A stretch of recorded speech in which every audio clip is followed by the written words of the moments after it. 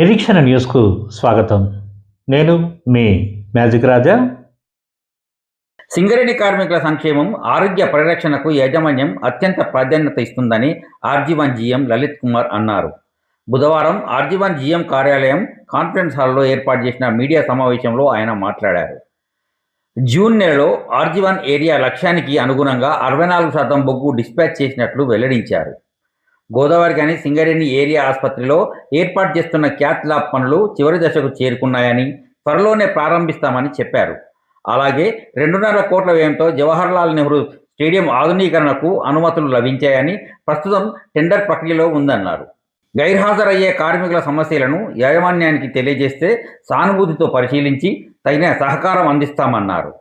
కార్మికుల సంక్షేమంతో పాటు వారి కుటుంబాల ఆరోగ్య పరిరక్షణకు కూడా యాజమాన్యం కట్టుబడి ఉందని పేర్కొన్నారు. ఈ మీడియా సమావేశంలో SO2 GM Chandrasekhar, AGM IED Anjaneyulu, personal manager Ravinder Reddy, area engineer Rajaji, DGM area workshop Jitender Singh, DGM finance Dhanalakshmibai, deputy personal manager Venu, senior personal ఆఫీసర్లు శ్రావణ్ కుమార్, హనుమంతరావు తదితరులు పాల్గొన్నారు. అందరికీ నమస్తే. మే నెలలో ఆర్జీవన్ ఏరియాలో మొత్తము డిస్పాచ్ టార్గెట్ 3,70,000 అయితే 2,35,000 టన్తో డిస్పాచ్ చేసి 64% ఉన్నాం మే నెలలో, జూన్ నెలలో. దీనికి ముఖ్య కారణం ఏంటంటే OC5లో బాగా కొంచెం ఎండలు ఎక్కువ ఉండడము, దాంతో ఈ సరఫరా రవాణా చేసే వాల్వోలు అది కానీ ఎఫెక్ట్ అవ్వడం మిషనరీ పరంగా. అట్లనే ఆపరేటర్లు అయితే చేస్తారో వాళ్ళు ఊర్లకు వెళ్ళిపోవడం, ఈ రకమైన కొన్ని కారణాలు వాటినన్నింటినీ పూర్తి చేసి ఈ యొక్క లోటును పూర్తి చేసుకోవడానికి అన్ని రకాల ఏర్పాట్లు చేస్తున్నాం. అట్లా OC5 నుంచి ఇంకొక 20% పెంచడానికి ప్రణాళిక సిద్ధం చేసి పైకి పంపించాము, అది కూడా చేస్తున్నాం.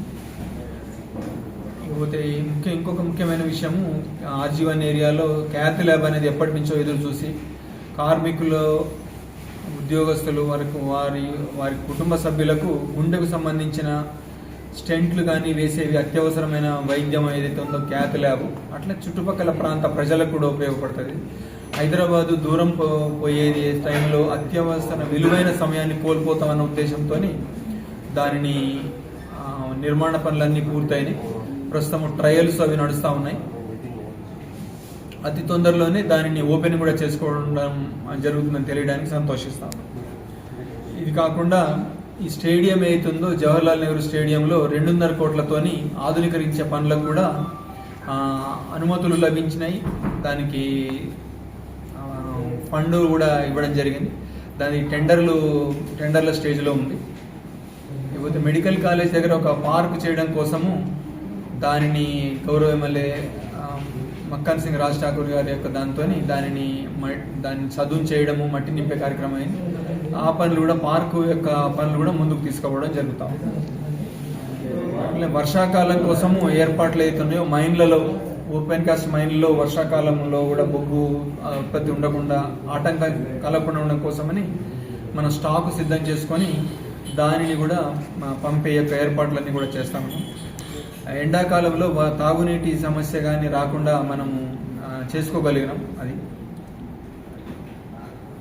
అట్లనే ఆబ్సెంటిజం ఎవరైతే ఉన్నారో వాళ్ళందరికీ యొక్క ఉద్యోగస్తులు, వారి కుటుంబ సభ్యులకు విజ్ఞప్తి ఏంటంటే, ఎవరైతే ఏదైనా ప్రాబ్లమ్స్ ఉన్నట్టయితే కంపెనీ వారి యొక్క సమస్యలను తీర్చడానికి సిద్ధంగా ఉంటుంది. వారి యొక్క ఉద్యోగం సజావుగా నిర్వర్తించుకోవడానికి ఏదైనా సహాయం కావాలంటే కంపెనీ చేస్తుంది. ఈ యొక్క అవకాశాన్ని ఉపయోగించుకొని ఎవరైతే గైర్హాజరు ఉన్నారో వాళ్ళు వచ్చి జాయిన్ అయ్యి వారి కుటుంబాలను చూసుకోవాల్సిందిగా రిక్వెస్ట్ చేస్తున్నాం ఈ వేదికగా.